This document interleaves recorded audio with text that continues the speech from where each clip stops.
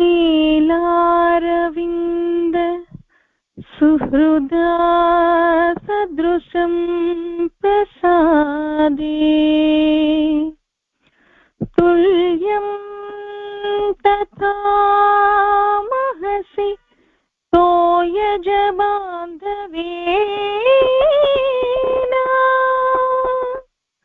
धान्यां स्थितौ तु पितरम् वटमूलवासं संस्मरन्तम् अनुस्मरामः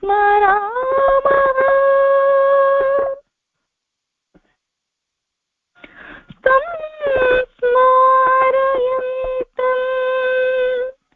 अचलं तम् अनुस्मरामः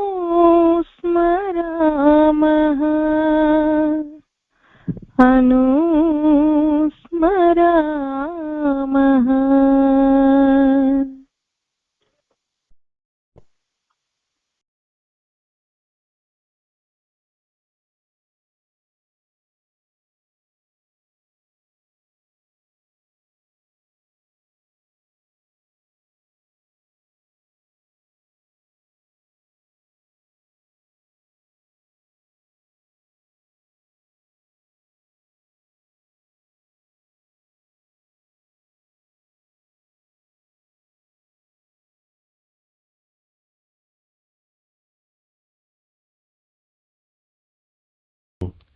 Namaste everyone. Welcome to Satsang. First of all, I would like to express my deep gratitude to Lavanya Garuji and Saket Ramana to welcome me again, to having me here again. This is my third Satsang here. So thank you very much to welcome and to be such wonderful host. I would like to first begin with the Guru Pranam and express the gratitude to the Gurus and the masters of our tradition and lineage. Om Akhand Mandalakaram Vyapatam Yen Characharam Tatpadam Darshitam Yen Tasmai Shri Guruve Namaha Tasmai Shri Guruve Namaha Tasmai Shri Guruve Namaha. Om Shanti Shanti Shanti. Om Namo Bhagavate Sri Ramanaya. Om Namo Bhagavate Sri Ramanaya. Om Namo Bhagavate Sri Ramanaya.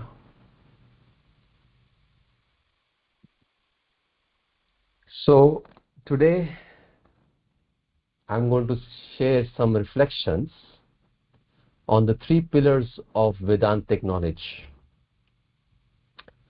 Shravana, Manana and Nididhyasana. So let's start with Shravana.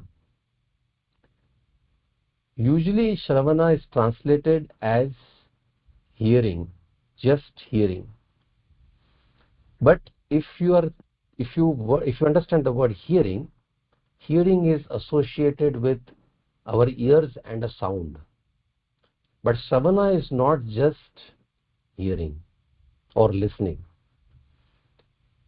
The Upanishads say that Shravana is Guru Mukhat Shravanam.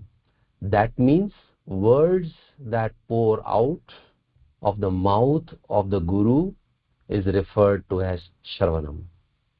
So it is not an ordinary form of hearing which requires just the faculty of your ears. Shravanam requires more than just your ears. Shravanam requires the faculty of listening from your heart, from the very spirit, soul of your existence. What does that mean? It means when we talk about heart, we mean to say that what is our intention. So when you are talking about Shravana, when you describe about Shravana, because the words of the Guru are so powerful, it requires that the listener also should have some preparation to listen to the words of the Guru. So the intention has to be there. The powerful words of the Guru transports, they are like energetic transmissions that dispel ignorance, that eliminates the vasanas, the habitual patterns within us, the ragas and the dvesha that we carry within us. That is the importance of the Guru's words, right? That's why your ears should be prepared. Your entire being, the jiva, must be prepared to receive it. In fact, Shravana actually begins even before the words pour from the mouth of a master. It begins before you reach his place. It begins before you even sit for satsang. The first form of intention happens even before words come out of the mouth of a guru. The intention should be not just curiosity. The intention should be to know the truth. To intensity should be our intention should be that we must move beyond. How do I move beyond this illusion? How do I get rid of this suffering? That should be the intention, and there should be intensity in that desire. Unless that is there, even if you go to a guru and sit in his presence, you will, even though you will feel the powerfulness of his words, you will not be able to fully allow it to do what it is supposed to do in your life. So Shravana happens before you actually go to a guru. That's the first part. So you have to be very clear why you are going to a guru and sitting in front of him.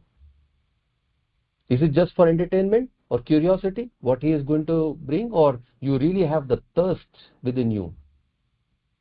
Seeing suffering around us, seeing our identification, seeing how much we get carried into the various habitual patterns of the mind, the vasanas. There should be a very deep desire. I must move beyond that. That is where the Shravana actually begins. The second form of intention happens when you are in presence of a guru or a teacher. This is not a conversation that is happening between two people. It is not a matter of debate. It is a matter of trying to embrace, trying to acknowledge his presence and the words that he is bringing. Like I said, they're energetic bombs that destroy the illusion within you. So you must therefore try to, without having any doubt in your mind, try to welcome those words. Allow them to penetrate your entire being, rather than having doubt in your mind. What is he saying? So that is the second thing. It is not a casual conversation. It is about receiving with grace, for grace. And then you will see the impact that will happen in your life. The third kind of intention is when you leave the presence of the guru or the master, of the jnani. You may have left his presence Don't leave his words behind. Just because you have left the place, the seeker must not leave what he has taken within him. He should take it with him in his heart. Those words, those mahavakyas, those truth bombs, you must allow them to explode within you. So once we are in the satsang, you must, when you go back home, you must revisit what was spoken of, what he was trying to convey, and if necessary, you must make notes of them. If you can make mental notes, great. If you can't, write it down in some piece of paper, what is written, what he was saying, and then read it again and again and again and again till it begins to really penetrate deep into your very essence of existence. Real Sravana means having faith in the words of the Guru, of the Jnani, and allowing them to be listening not just through your instrument of your ears, but into your heart, through the right intention.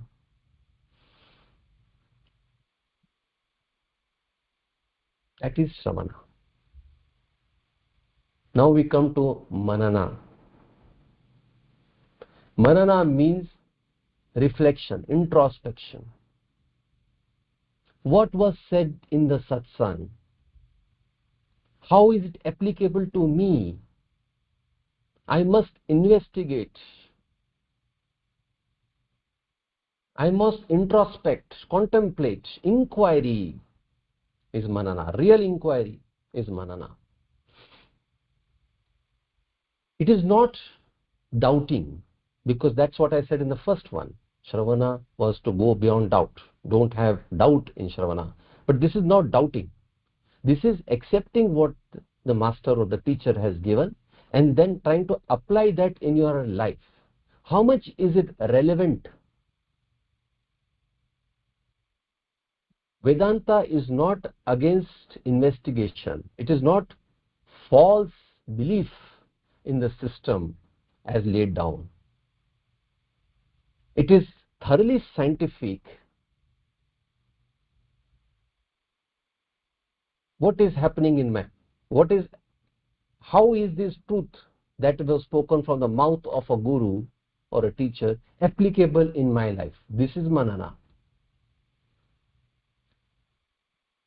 Apply that in anything. I will give you an example. Vedanta says knowledge. What is jnana? Jnana means being able to discern between real and unreal. Correct? That is the meaning of jnana. That is what Vedanta is trying to point out at all times. That our suffering is because we are identified with the unreal. And if we abide in the real, we will be able to go beyond suffering. This is the claim of Vedanta. Now, what is real and what is unreal? If you ask anybody, a Jnani or a Guru, he will tell you what is real and what is unreal. That which is changing is unreal. That which is changeless is real. Now, having heard this in Shravana, contemplate on it, reflect on it, examine it. Is it really true? Not from a doubting perspective, not to prove him wrong, but to serious. If you are serious sadhaka, you will investigate. Yes, there must be truth in what he is saying, but maybe I don't get it right now. Maybe I must examine it more deeper. That is the attitude of a seeker. So, what is real and what is unreal? And I'll tell you the beauty about Vedanta. It does not require you to wait for years to examine this truth. It can be examined right here and right now. Tell me, what is real and what is unreal. You know it. What is changeless and what is ever changing. Don't we know? It requires a guru to point out to you, yes, but you already know it because you can easily verify that in this moment. That's the beauty about Vedanta. It does not wait for time or practices or meditations or deep meditations for that to be known. Right here you can know what is changing in your life. Your thoughts, your emotions, your feelings, right? Your likes and dislikes, they are perpetually changing. Your body that we love and adore so much in our youth, by the time we are old, they start to give trouble to us. No? That is changing at all times. And what is the changeless within us? The witness consciousness is the one that is ever changeless. Is it not true? That I can witness the thoughts coming and going, emotions coming and going, even the changes that are happening in my body, I am able to witness my likes and dislikes, my ideas and imaginations and my fantasies. They are changing. But what is not changing, and which is always changeless, is this witness consciousness. I was a witness consciousness when I was 3 years old, and I will remain a witness consciousness when I'm going to be very, very old also. It is not changing. That which is changeless is the real. That is the reality. The other thing that Vedanta tells about is, if you are going to identify rather, with the unreal, you are going to suffer. Suffering is caused due to the identification that we have with the unreal. So the unreal is what? Which is changing at all times. Are we identified with that? You see in your life, be honest and introspect. That is manana. And you will find yourself, definitely, some thought, some ideas that you are identified with. And that is the reason why there is suffering. It is a deceiver. All the objects that are there in your life, they provide only pleasure, temporary pleasure in your life, not happiness of your state of being. That only the reality, the real, can provide. For example, we all love food, different delicacies, and we have our own choices of food. But what happens to that very delicacies or the food preferences when we are unwell? Something that was so source of enjoyment becomes very nauseating at the time when we are very unwell. So it means that the objects in themselves are not the one that provide us real happiness, even though they appear to be so. So what is it? I have to inquire that. What is it? And you come back to this real, this amness, this I amness, aham. Come back to this I am, which is the real, the witness's consciousness, and sink into it and feel it as yourself. Because that is the one that is illuminating everything. It is like this space and light that envelopes every object. The beauty thing about object also, the benefit of object is, the only benefit of object I would say, is that they are very essential for us. Not because like everything has got its plus and minuses. So even objects have got its, it is a source. If you identify with them, we will suffer. But same time, we can say that because the object is there, the subject is there. So imagine the beautiful thing about objects. Don't look at them with disdain. or I must not. Look at them with a way of inquiring mind that look at how this object, this thought, this emotion, this feeling is pointing me to myself, is pointing me to my real true center of being, the witness consciousness. How beautiful is that if our life becomes like this. So when we do this, the objects can remain, but they no longer have the power, because they are just an excuse. They're just an object. The object are an object to bring me. The objects are becomes the objective is to bring me to my subject. The objective of the object is to bring me to my subject. That's how we should think of our sadhana. The goal of every object is pointing towards the witnessing consciousness. That is how we should think. This is manana. Manana means examination, application, practical application. Is no point hearing the words of a guru and then forgetting about that and not being mindful enough that when the opportunity comes, we don't apply them. It's like saying that I want to help somebody, but when the opportunity comes to help somebody, I find no resources to help them because I forget about it. Our forgetfulness is the poison that we must be very careful about, must not forget, must always bring back to the source.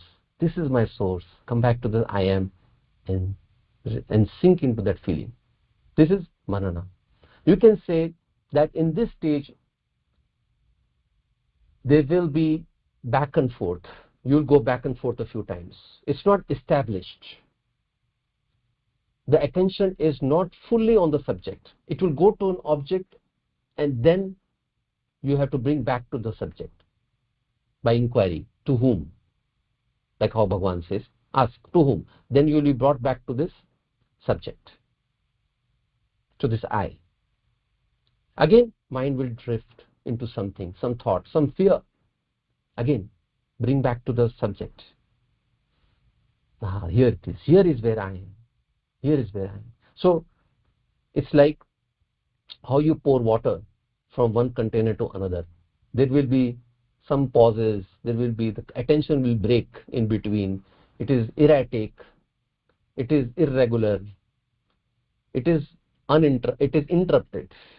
The flow of attention to the subject I am is interrupted. When it is interrupted, you are in the process of manana. You are still examining it. That is manana. Now we come to the third one, Nididhyasana. Nididhyasana is basically meaning where I realize myself as the I am. My attention is not interrupted but uninterrupted. The uninterrupted sense of awareness as one stream of consciousness is Nididhyasana. I am not moving from subject to object. The attention is fully one pointed in the source, in the self. In manana, there was interruption. In manana, there were gaps. In manana, there were pauses. Here, there is no pause, uninterrupted. It's like how you put oil from one container to another. How seamless, uninterrupted the attention flows. Similarly, your attention just remains somewhere in the background of everything. The thoughts will still remain. Fear may still come and arise. Ideas will still happen. Imaginations will still be there. But a bigger part of your attention will remain within the main I amness. It will remain there. As if it will be in a state of, you could say, if I have to express in as an experience, because I give a lot of importance to the experiential part of self-inquiry rather than just the intellectual part. Most of inquiry sometimes is more intellectual in the mind. You must understand that intellectual will begin to, as you become mature, that intellectual knowledge, actually understanding, becomes a part of your experience as a living experience, a living truth. You start to live in a state of blissful awareness, of joy, of ananda. There will be disturbances, not that there will be completely, you will be completely in a state of extreme joy and ananda. No, there will be some disturbance. But quickly your mind will come back to the beloved. It is just, I mean, it will not even come back, it is there. Coming back was there in Manana. Here it will recognize that there is disturbance, and quickly it will understand. It will be here. It will abide in. It will hold on to the self, because the self is holding your mind. Here, in the third stage, Nididhyasana, the self holds the mind. Whereas in Manana, the mind is trying to hold to the self, I am. Here the I am holds the mind. You have no escape here. This is a beautiful thing. You cannot, because all these thoughts and ideas and imaginations and fear, they will just happen and just go like that. They will move through you. They won't stick to you. Because something more powerful has become your reality. You have understood what you really truly are. That is Jivan Mukti. Because here, what is Jivan Mukti? Mukti means you are free from the bondage of these thoughts and imaginations that you have been identified with. Suddenly, your real reality is here in front of you. You know it, what it is. You abide in it. You breathe in it. You live in it. And that you become a living example of it in your life. This becomes one source of consciousness. You just becomes that envelopes all of that thing, and there is a blissful awareness of it, and bliss has become your nature. You know that bliss is your nature. You understand that. You completely, as an experiential part, it becomes part of your intoxicating state of being. Of course, it does not mean, like I said, that thoughts will disappear, or the stories won't come in your life, or situations will not happen. They will happen, and they are going to just happen, but they are not superimpositions on you. You will know that even if they are superimpositions on you, they do not superimpose on your real nature of ananda. They used to. In Sravana, they used to. In Manana, they used to. In Nididhyasana, no, they don't. They can't. They lose the power of dominating over you. These three things that forms the basis of Vedantic knowledge as an experiential part, which I wanted to share. So I don't know how much time is left, but probably I should end here. I think. Yes. Thank you for listening.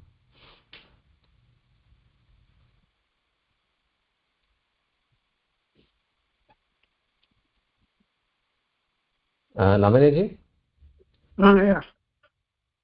I'm asking whether some doubts are there, or whether they can raise a doubt or not. I'm finding out. Okay.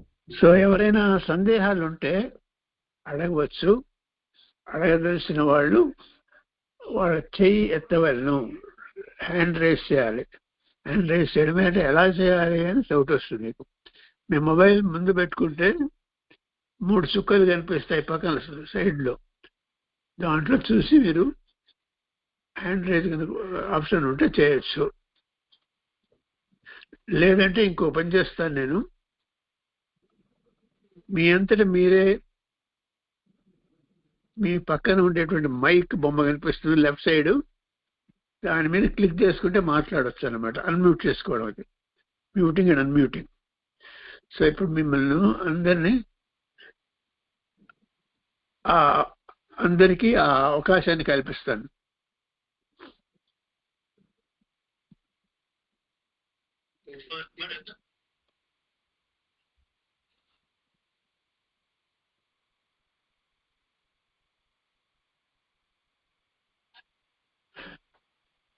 So ఇప్పుడు మీ పక్కన ఉండే mic మీద touch చేసి unmute అవుతుంది. Touch చేస్తే వెంటనే మీరు అడగవచ్చు question.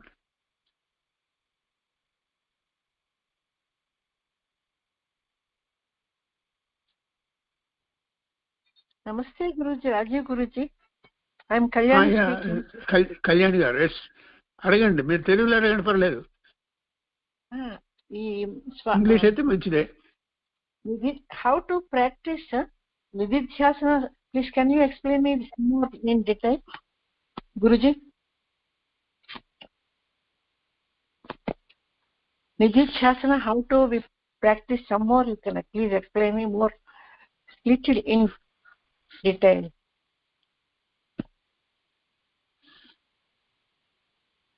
Yes, Rajiv Kapurji. I am here. Yes, can you hear me now? There is a question. Yes. I heard that. How to practice Nididhyasana, she asked. Yes. Can you hear me? Yes, sir. Yes, Guruji. Oh. Kalyani ji, namaste. Namaste, Guruji. So one cannot practice Nididhyasana because it is dhyana avastha. You hear the words Sravana, you practice in Manana. So the practice is happening in Manana, in the phase of Manana. Nididhyasana is a result of Sravana and Manana. Correct? Understand what I'm saying? You can't practice. Yeah, you cannot practice. It is the result. If you ask me the question, how can I practice in Manana? Then yes, sir. you can say, yes, in Manana you have to, like I said, every object, every thought, every emotion has the subject I am with it. Is it not true? Yes, sir. The I am is there. Correct? The I am is there. So every thought, every emotion, every feeling points to the subject I. Now once you trace the I, you simply become that I. Okay? You ignore the thought when it arises, or try to ignore the feeling that arises from time to time, right? And you come to this feeling of I-ness, I amness, or the amness. Okay? Slowly, as your mind matures and becomes very subtle, it will fall into this I am space, this spaciousness of I amness. Okay? Correct? And then Nididhyasana happens. Thank you. Thank you. As Bhagavan says, ask to whom. So same thing, you can ask to whom is this thought happening. You come to this I. Now when you hold to this I, aham, just hold to that for some time in a very gentle manner. Don't push too much. Just recognize it. Oh, this awareness is here. I am this awareness. In somewhere in the background of a thought, means behind the thought there is this awareness as I. Correct? Yes, sir. The thought is a external. I is you. Thought is happening to you. So who is this you? Who is this you? Who is this I? Find that. Come to this space and rest there. Rest there. That is important. Gently, very lovingly you have to come. Yes, sir. Okay? This is how you practice. Thank you, Guru. Namaste. Dhanyavad, Guruji. Yes, one thing I want to mention here is that your thought will try to create stories and emotions. Okay? Yes, recognize that story is taking place, or some kind of it is giving some kind of fear in you. Recognize that. And when you recognize that, that time your intention should be, I must go to the I. That is where my safety is. So come back to that. And you will see that when you come to this I-ness, this I amness, all the things that you have been thinking as fear or thoughts will not even happen. If you are doing with a very pure heart, I can tell you that. Okay? Sir. Thank you, Guruji. Namaste. Dhanyavad.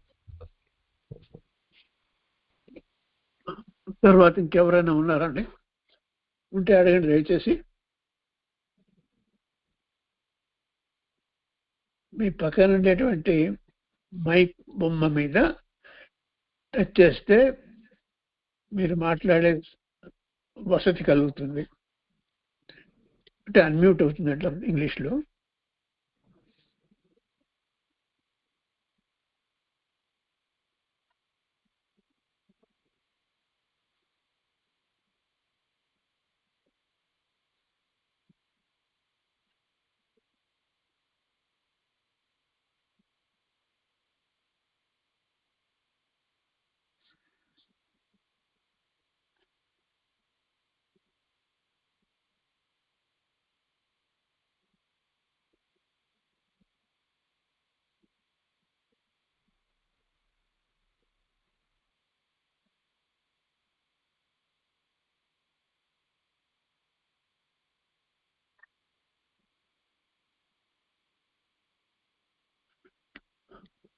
తర్వాత అండి ఎవరు లేరా?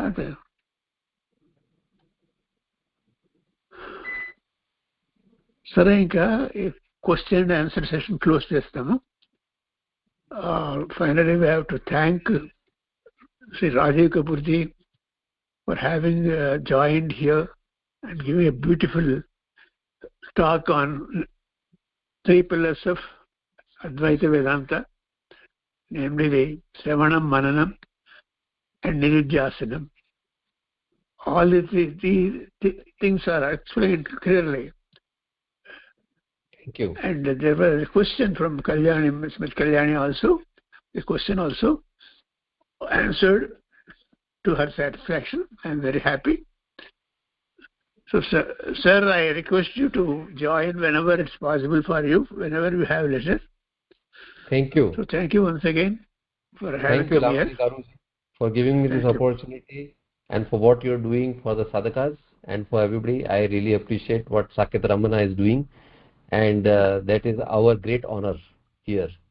In any way that is possible, we will definitely come again. I'll definitely come again. Okay. Thank you. Namaskar. Namaskaram.